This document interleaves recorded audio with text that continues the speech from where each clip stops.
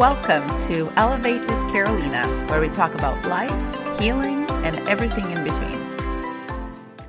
This is our second chapter of the book Self-Love Journey. It's a book that's available for a free download on my website, carolinabucker.com. I worked on it for a couple of years, and when I started this podcast, I thought, why not share with the audience in an audiobook type of format? If you've missed chapter 1, it is in the previous episode, so here it is.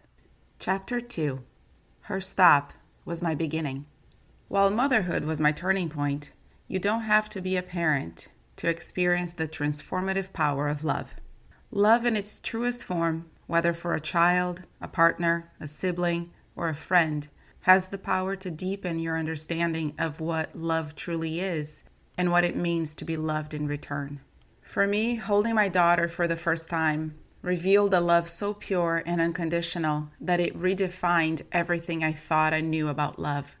When I saw her on my chest after more than 18 hours of labor, we were both exhausted, and yet I felt a love unlike anything I had ever known. I understand that mothers are flooded with bonding hormones that support connection, but what did not go unnoticed in that moment was something deeper. How we come into this world already worthy, perfect, and lovable. The illusion that our mistakes strip us from that worth is what keeps us trapped in loops of striving and shame, which is why this journey of returning to self matters so deeply. As we locked eyes, her long fingers reaching for me, time seemed to stand still. In that stillness, I understood how the divine looks at us, and my own sense of self-worth shifted permanently. There was a version of me before that moment and one after, simply because I finally understood unconditional love. The world had never shown it to me, but my daughter would feel it. And through her, I learned to offer the same love to myself. She didn't have to earn it or prove anything. She was loved simply because she existed. That realization cracked something open in me. If my daughter deserved unconditional love just for being, why didn't I believe I did too? Motherhood was not the only relationship that brought me face to face with my need for self-love.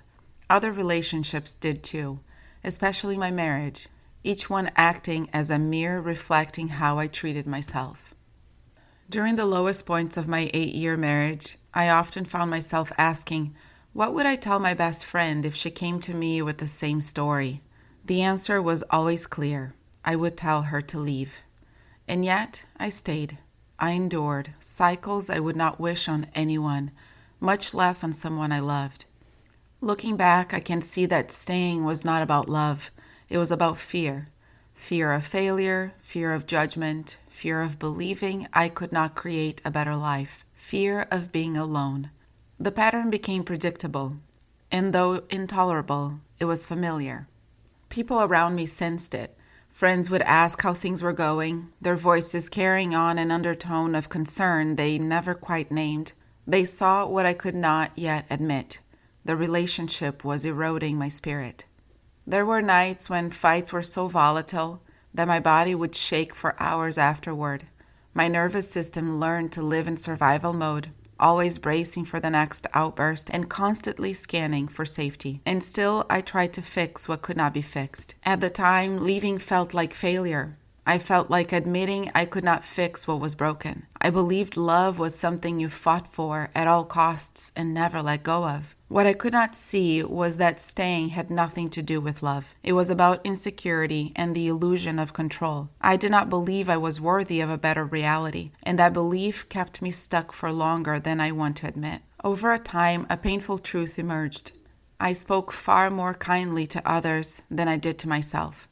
I could offer friends compassion and clarity in their hardest moments, but when it came to my own life, my inner voice was sharp and unrelenting. I had mastered the language of encouragement for everyone except me. This became even clearer when I opened my dance studio and began teaching young girls. As their teacher, I guided them through the awkward, messy, and beautiful process of learning. When they made mistakes, I reminded them that growth takes time and that mastery is built through patience and grace. But when I made mistakes as a new business owner, I was merciless. Every misstep felt like proof that I was not enough. I could extend grace to every child in the room except the woman in the mirror.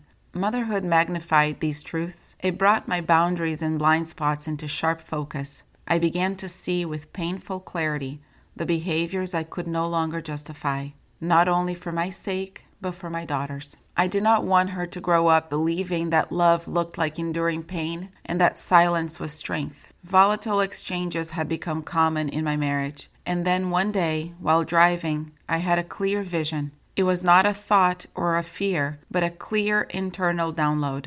In my mind's eye, I saw myself 20 years into the future, ill and being diagnosed with something incurable. The message was immediate and unmistakable. My body was already keeping the score. Staying meant a slow erosion, a life lived in survival, denial dressed up as love and sacrifice. And still, I tried to convince myself that staying was the right thing to do.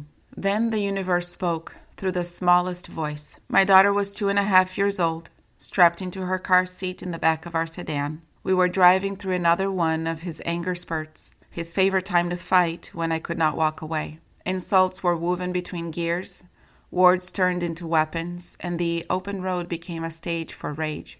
My hands gripped the passenger seat and door handle, my chest tight, my eyes fixed forward, waiting for it to end. I had learned how to dissociate just enough to survive moments like this. Later, I would never remember what the fight had been about, but my body always remembered the fear. Then I heard her. "Stop," she screamed. Her tiny voice cut through the chaos and shattered something inside me. In that moment, I felt shame, heartbreak, anger, and something new, resolve. I saw myself through her eyes, and I knew that if I did not leave, she would one day believe this was the definition of love. That day, a different kind of mother was born inside me, the protector, the warrior, the woman who would rather start over from nothing than stay in the name of something that was breaking her. Within months, I found an apartment, saved enough for a deposit, and moved out. The next chapter of my life unfolded in a way that felt almost cinematic. A single mother juggling 3 part-time jobs, running a side business, eating picnic-style dinners on the floor of an empty apartment with her toddler. There was no furniture. Silence permeated each room, and in the silence, there was peace. The old mattress on the floor, a gift from a friend, felt safe. For the first time in years, I slept through the night, knowing no one would stumble in at 4 a.m. looking for a fight. Alcohol abuse, drugs, and pornography from that moment on would never again enter my home.